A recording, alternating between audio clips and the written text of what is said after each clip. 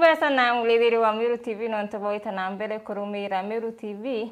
Karibu sana Kilimo Bango yo gima bamwere toriani kenda kotiera we mlidhiri wa Meru TV urina ugima bumwe bamwere ntukwere turina kaita kakea kakwarire diabetes kana murimo joskare aranira bato kilokera nambe ko nandi akioni kyakuna kinyoka olwa ntudiatira kilimitandao Facebook ni Meru TV Kenya na YouTube ni Meru Digital Teninka ningwatanirite na mutaalamu urokethira haiturita na manto kathomba ukonie murimo yo. Karibu sana daktari. Asante. Uko mzima? Niko mzima kabisa. Nashukuru kwa wakati huu hata kwa nafasi hii kuweza kuelimisha Wakenya kuhusiana na ugonjwa mdogo sana wa sukari. Asante. Mtazama ile kamera, salimia mtazamaji wa Meru TV, mwambie jina lako, wewe ni daktari wa taaluma gani na pia mahali unafanya kazi. Kwa watazamaji wote wa Meru TV, kwa majina naitwa Daktari Brian. Nimetoka sehemu za Maua, Athiru Gaiti. Nafanya kazi kwa hospitali inayojulikana kama Jubilee Medical Center. Pale Athiru Gaiti Town tunahudumia Wakenya na hata wa Meru wote mahali pale na pia tunasaidiana kwa ujumla wote kuhakikisha afya yote inaweza kushughulikiwa. Karibu sana daktari. Mlidhiri wa Meru TV ntukwirorenda kuroma na itiyo kinene tutukiri tutumire Kiswahili na ntoke Meru nikikumira daktari kidogo. Tukiingia kwenye mada yetu siku ya leo tunaposema diabetes tunamaanisha nini? Diabetes ni ugonjwa wa kisukari ambao unasababishwa na mambo mawili. Jambo la kwanza ni uongezeko wa kiwango cha sukari katika mwilini na pia wakati sukari pia imeshuka pia bado ni ugonjwa wa sukari ambao kwa kizungu unaitwa hypoglycemia na pia wakati sukari imeongezeka inaitwa hyperglycemia ambayo ndio imetuleta siku ya leo hapa tukaweze kuzungumza na pia kujua mengi kuhusiana na ugonjwa huu wa kisukari. Watu wengi wakisikia mtu ako na ugonjwa wa kisukari wanafikiria mtu anatumia sukari nyingi. Sijui kama kuna ile relationship ama uhusiano wowote kati ya diabetes na sukari. Uko lakini sio hiyo. Kuna uhusiano mdogo tu lakini sio hiyo sababu. Ugonjwa wa kisukari ni wakati sukari kiwango cha sukari katika ndani ya mwili ama katika the blood glucose level ambayo ni kiwango cha sukari katika damu ya binadamu inapoongezeka kiasi. Sio ukitumia sukari ile ya kukoroga kwa chai ati inakuleta usababisho wa ugonjwa wa sukari la. Ni uongezeko wa kiwango cha sukari ambacho huwa baada ya chakula kimesiagwa sukari inapoingia katika cells za mwili wakati nguvu inapoingia katika cells za mwili hiyo ndio ile sukari ambayo sasa ikiongezeka inakuwa diabetes. Sio ile sukari ya kawaida ambayo inatumika kwa kupika chai. Asante sana daktari. Tujuze kuhusu aina tofauti za ugonjwa wa kisukari na pia utueleze ni nini husababisha. Cha muhimu kwanza hakuna sababu kuu ya ugonjwa huu wa diabetes. Inasemekana it has no cause, it has no etiology. Ugonjwa wa kisukari ni aina tatu. Acha tuanze na aina tatu. Ya kwanza ambayo inajulikana kama type 1 diabetes, ya pili inajulikana kama type 2 diabetes na ingine ambayo iko pale kando ambayo sio lazima lakini tutaizungumzia tu kwa ufupi na kwa kiasi tu ambayo inaitwa gestational diabetes. Hizo ndio zile aina tatu za sukari ambazo za ugonjwa wa kisukari ambazo tunazijua na tunazielewa. Na ndizo tutakazozungumzia siku ya leo. Na tukianza na type 1 diabetes. Type 1 diabetes ni ugonjwa ambao ni uko chini ya ugonjwa wa sukari lakini ni sehemu ambayo wakati mahali ambapo kuna kitu inaitwa insulin ambayo tutajua tutaisoma vizuri hapo mbele. Insulin ndio ile kitu ambayo inatusaidia sisi kama miili yetu ndani pale katika miili inarekebisha kiwango cha sukari. Sasa ile insulin inakuwa produced na kiungo cha mwili ambacho kinaitwa pancreas.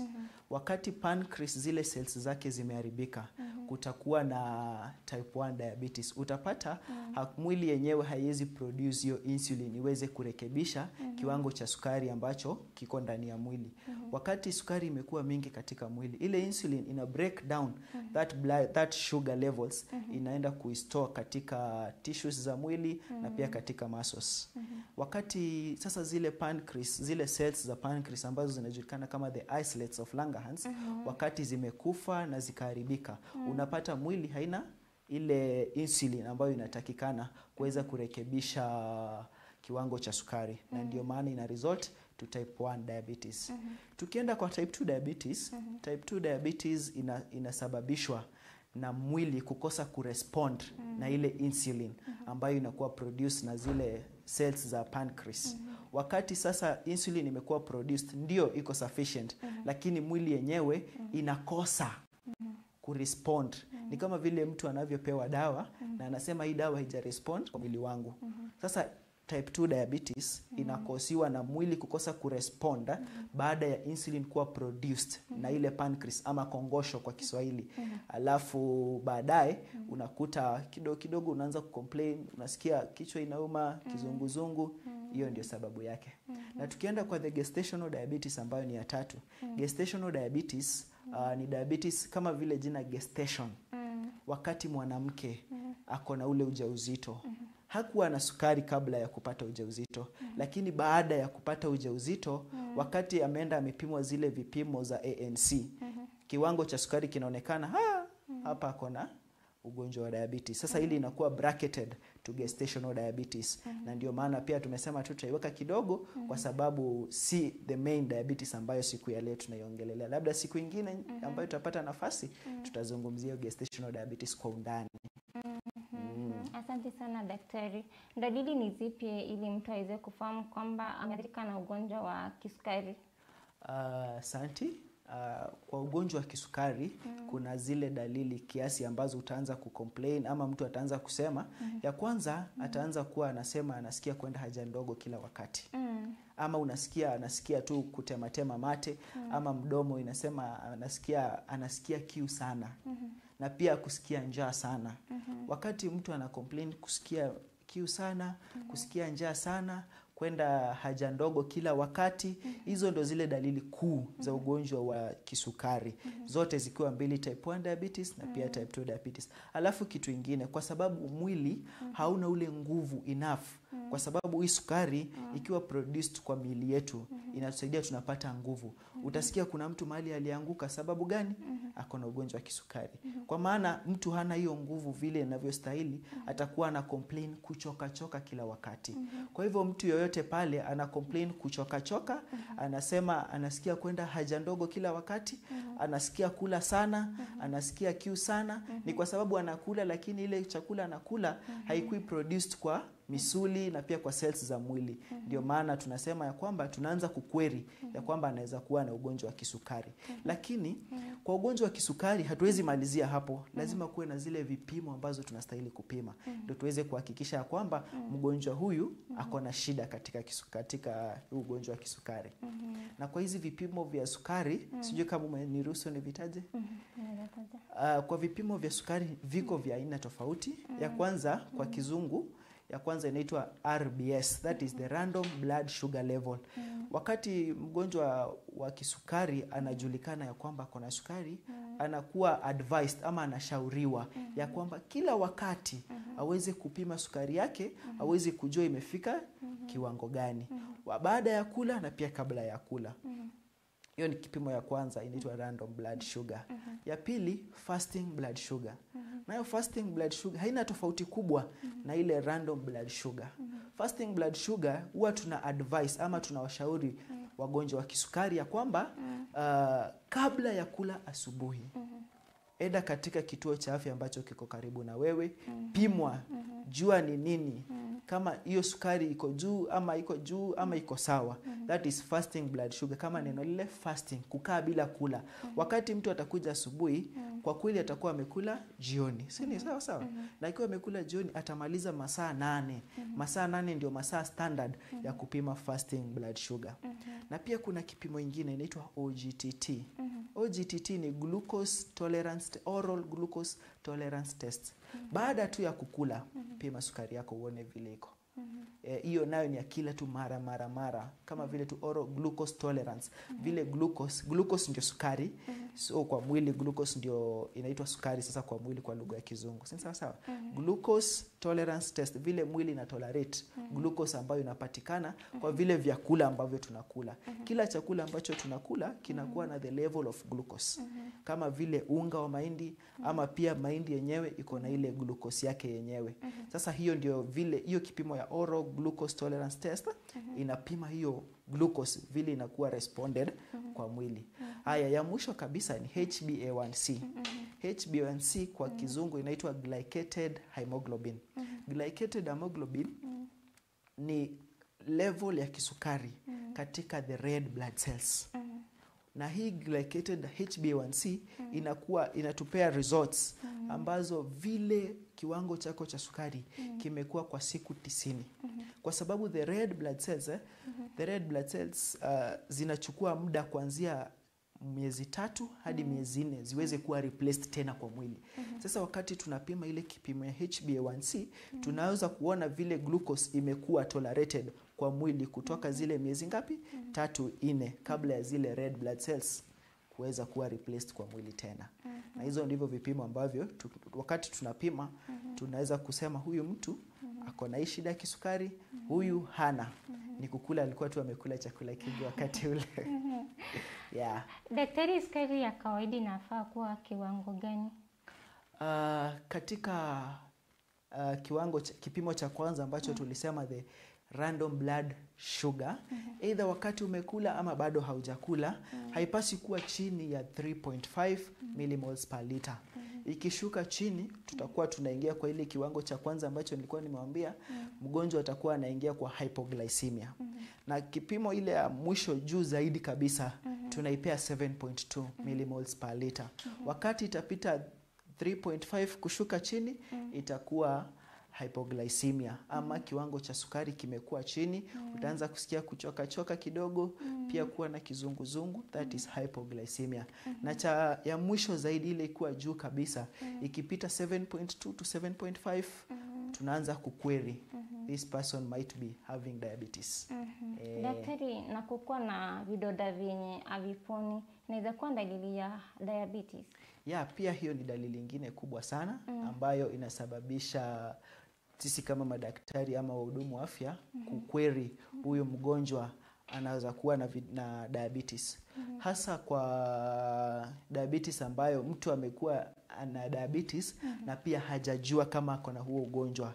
Wakati mtu atakuja kwa hospitali atacomplain na kidonda ambacho hakiponi, ni sawa, tutatengeneza kila kidonda, ataoshwa, atasafishwa na wauguzi, atafungwa vizuri.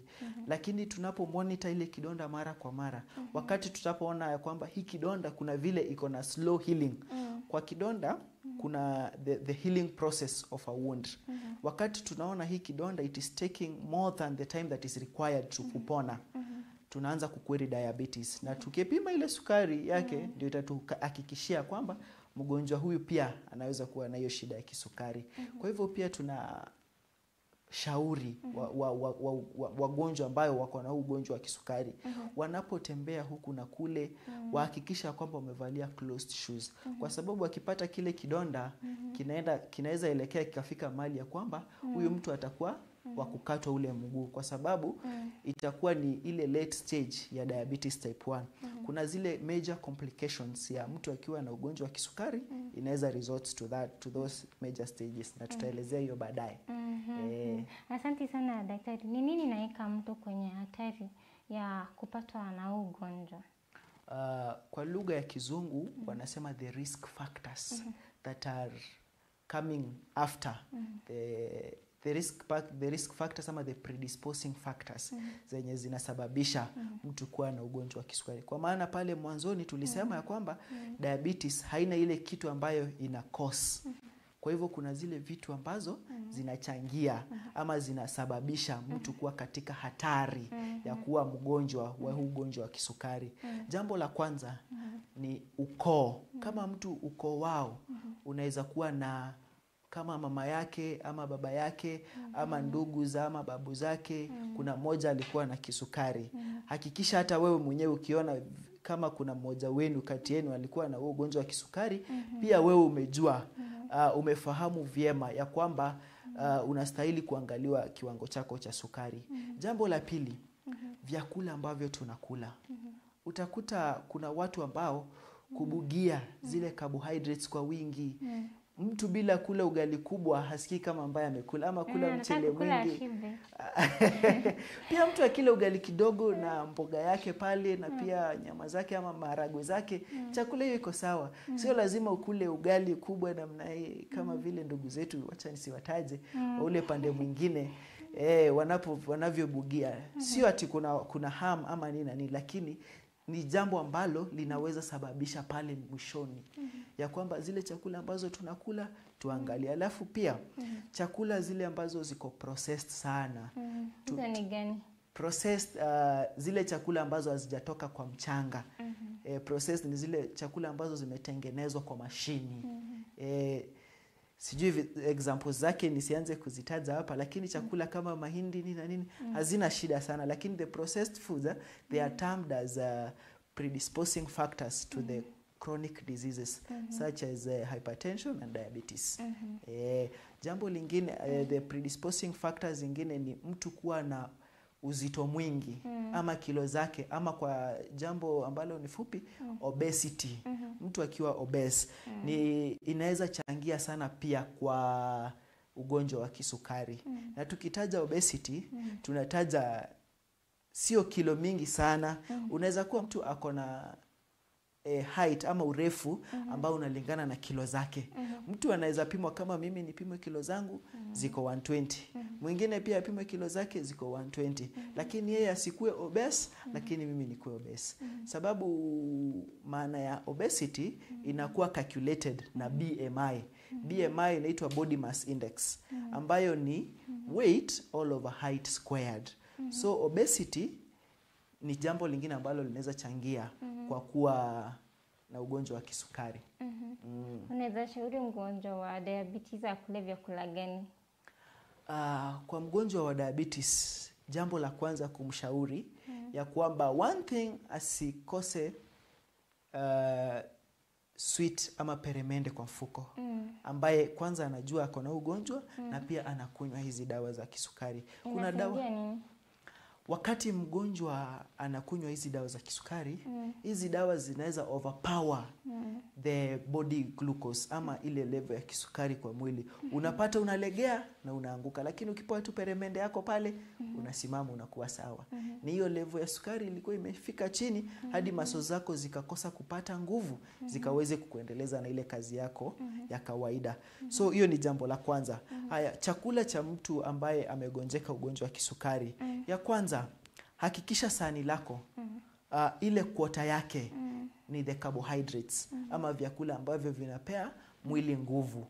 Alafu hiyo ikiwa a quarter, the other 3 quarters ama zile robo tatu ambazo zimebakia, kuna protein pale na pia kuna vegetables pale kwa wingi na pia kuna matunda. Lakini a quarter ikuwe ni carbohydrates, kwa sababu hizi carbohydrates ndio ziko na the richness in the sugar levels. Ndio unapata ndizo zinazosaidia sana kuongeza sukari katika mwili.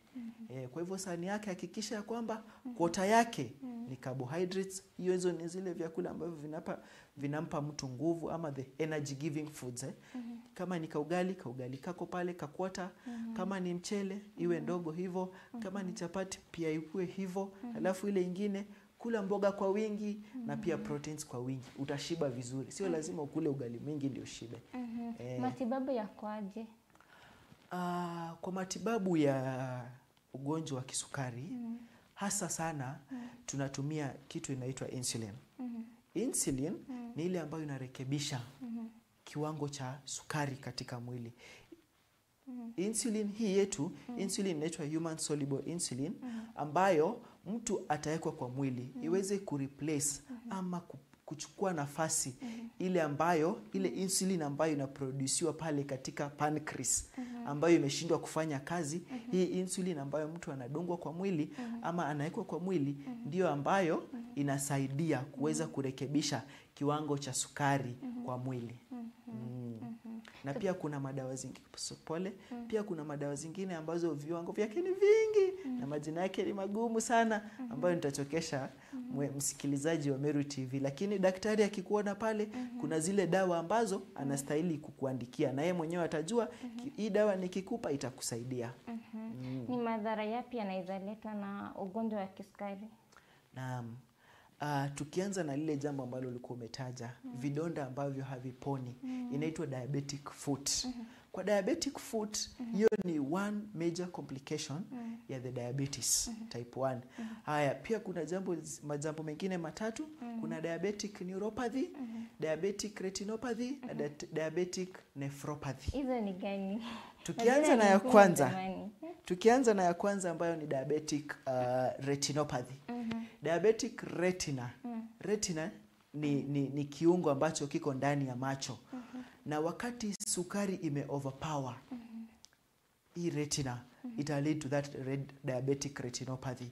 Diabetic retinopathy nayo ikija itasababisha mgonjwa wa kisukari aanze kucomplain, kuona viwili, kusikia kizunguzungu, haoni vizuri, na mwishowe hata kuwa kipofu.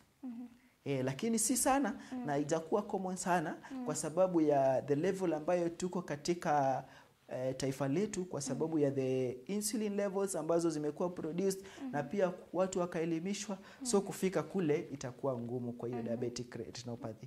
Ya pili, diabetic nephropathy. Wagonjwa wale wengi wa kisukari watakuwa wana complain, wanasikia kudungwa kwa miguu, the tingling sensation kwa miguu, ama pia huku kwenye vidole vyao huku mwisho wanasikia kufaganzi.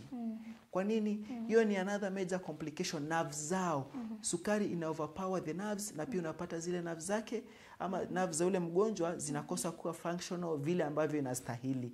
Na hivyo ndivyo ambavyo diabetic neuropathy inaletwa. Ya mwisho ni diabetic nephropathy. Nephropathy ni nephrons, zile ambazo zimekwisha haribika katika figo. Kwa hivyo pia sukari iko na hatari ya kuharibu figo ya mgonjwa ambaye amegonjeka kisukari, kikosa kuwa managed vile ambavyo inavyostahili.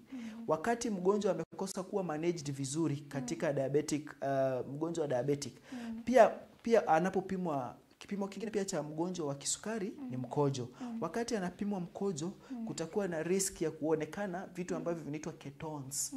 Na hapo itakuwa imeenda zaidi kwa diabetic ketoacidosis. Wakati ketones zitaonekana kwa mgonjwa ambaye amegonjeka ugonjwa wa kisukari katika mkojo. Ndio maana hapa tunasema kuna diabetic nephropathy. Ugonjwa wa kisukari uko na hatari pia kwa figo. Ndio hiyo inasababisha, inaelekea hadi mwisho inakuwa diabetic ketoacidosis. Tumemaliza hizo tatu: diabetic nephropathy, hiyo ni ya figo; diabetic neuropathy, hiyo ni ya nerves; diabetic retinopathy, hiyo ni ya macho; na diabetic foot, ile vidonda vya mguu ambavyo haviponi kwa haraka ama kwa ukawaida. Jambo lingine, kuna kitu ambayo inatamiwa kuwa diabetic ketoacidosis. Diabetic ketoacidosis itakuja kuongezeka the major complications of pia sukari wakati mgonjwa atakuwa ameugua type 1 diabetes na ikakosa kutibiwa kwa muda ambao unaofaa. Mgonjwa huyo wakati atakuwa anakuja hospitali atakuwa katika state of coma. Na huyu mgonjwa itakuwa confirmed kuwa kuna diabetic ketoacidosis wakati atakapopimwa mkojo wake na kupatikana iko na ketones. Hizo ndio the major complications za kisukari, za ugonjwa wa kisukari. Mtu anawezazuia asipate na ugonjwa? Naam, kwa mambo ambayo yanasaidia mtu kujitunza, kwanza tuanze kwa mtu ambaye amejulikana ya kwamba ako na ugonjwa wa kisukari. Lifestyle ya huyu mtu iko aje? Ni mtu anapoamka asubuhi anafungua gari lake na kuingia na kwenda kazi. Akifika kazi amekalia kiti mpaka jioni, atakapoamkia hiyo kitu aende nyumbani. Na akiwa ameketi pale kwa kile kiti atakula chips, atakula sausage ama hata nyama choma. Lifestyle ya mtu. Ya kwanza, mgonjwa wa kisukari anastahili kuangalia mwili wake uwe active kila mara kwa mara. Ukute at least kufanya zoezi, kama ni kuavoid kutumia gari, anachukua hata yeye mwenyewe anajaribu siku moja ama siku mbili katika wiki, anatembea kwa miguu ama anachukua baiskeli, pia anahakisha mwili wake unafanya zoezi ambaye amejulikana ya kwamba kwa ugonjwa wa kisukari, hakikisha mara kwa mara ama mara 2 kwa wiki ama hata mara 1 kwa wiki, kama hauna ile mashini ya kupima sukari kwako nyumbani, hakikisha umetembelea katika kituo cha afya. Hakuna kituo cha afya kila kipimo cha sukari. Nenda upimwe, onekana kiwango chako cha sukari kiko vipi, kinaendelea vipi. Ndivyo pia daktari atakavyojua huyo mgonjwa dawa ambazo anatumia si sawa, anastahili kubadilishiwa ama kuongezewa ama kupunguziwa huo ugonjwa, kupunguziwa dawa zake za kisukari. Mwelekezi wangu ananiambia muda wetu umetupa kisogo. Tuambie maneno yako ya mwisho tukimalizia. Kwa maneno yangu ya mwisho kuhusiana na ugonjwa wa kisukari, ni kama mtu amegonjeka ugonjwa wa kisukari, sio mwisho. Kuna matibabu ambayo yanaweza kukusaidia kuweza kuzuia na kuishi pia, na pia hata mwishowe kuzoea katika ugonjwa wa kisukari. Na pia kwa lifestyle ya kila mtu, hakikisha umefanya mazoezi kuweza kumaintain kilo zako na pia chakula zako kwa vile ambavyo unavyofanya. Chakula ambazo unakula, maintain a balanced diet, na pia carbohydrates hakikisha imewekwa to the right amounts, na the other part pia the right amounts. Itakusaidia sana, na pia mtu apime kilo zake kujua vile anavyoweza kujisaidia. Ni hayo tu. Asante sana daktari kwa kuja, na natumai utakuja tena. Mwelekeri wa Meru TV, mulediri wa Meru TV notekira katanta kiri mubango yogi mabamwele ntukwerware nkweregera kwibora thomo konie rwariro turwa ntukwerware ntongela na nditoromba kwethira ukithiatira mataro ya daktari nikendo kethira urina ugima bubwea bomwire ethira wina utuku bubwea honi bitawa tirimbabu.